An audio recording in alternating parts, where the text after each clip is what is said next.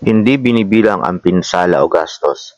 Pagkatapos ay dumating ang isang eskriba at sinabi sa kanya, "Guro, susundan kita saan ka man pumunta." At sinabi ni Jesus sa kanya, "Ang mga lobo ay may mga butas at ang mga ibon sa himpapawid ay may mga pugad. Ngunit ang anak ng tao ay walang mahigaan ng kanyang ulo."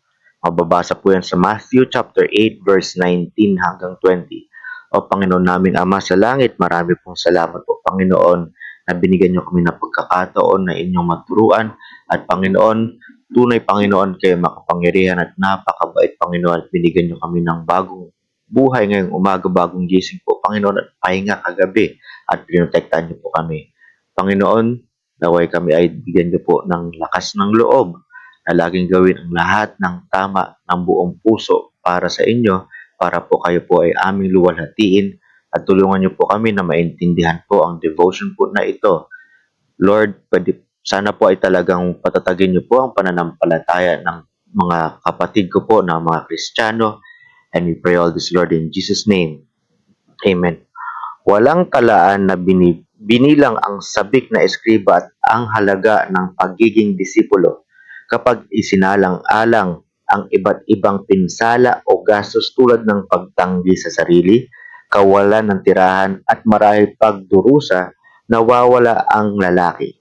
Walang alinlangan na ang mga salita ni Kristo ay tumama kung saan siya pinakamahina at hindi niya madaig ang katapatan sa kanyang sarili at sa kanyang kaaliwan. Hindi kailanman pinababa ni Jesus ang mensahe ng Ebanghelyo gaya ng ginagawa ng maraming evangelistic na panawagan ngayon. Iyon ay nakompromiso lamang ang salita ng Diyos at nagdudulot ng matinding kapahamakan sa mga nakaririnig ng gayong mensahe. Ang Panginoon sa kabaliktaran ay hindi umimik sa mga apostol. Narito isinugo ko kayong gaya ng mga tupa sa gitna ng mga lobo. Mababasa niyo sa Matthew chapter 10 verse 16.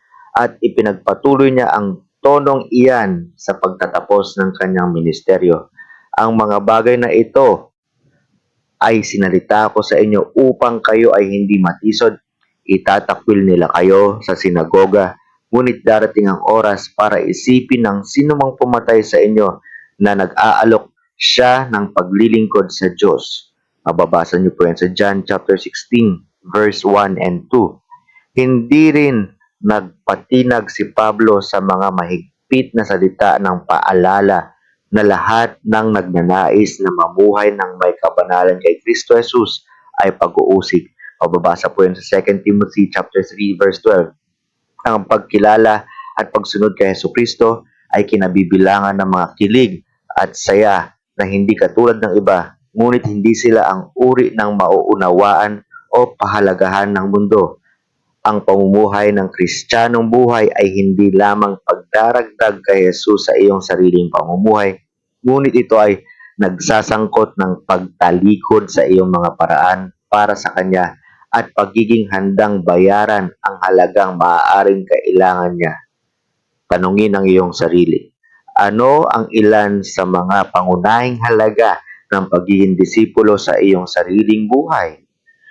Paano ka tumugon sa kanila? Sa huli, nailapit ka ba nila kay Kristo o madalas mo ba silang pinahihintulutan na magkaroon ng gulo sa pagitan mo at ng Panginoon?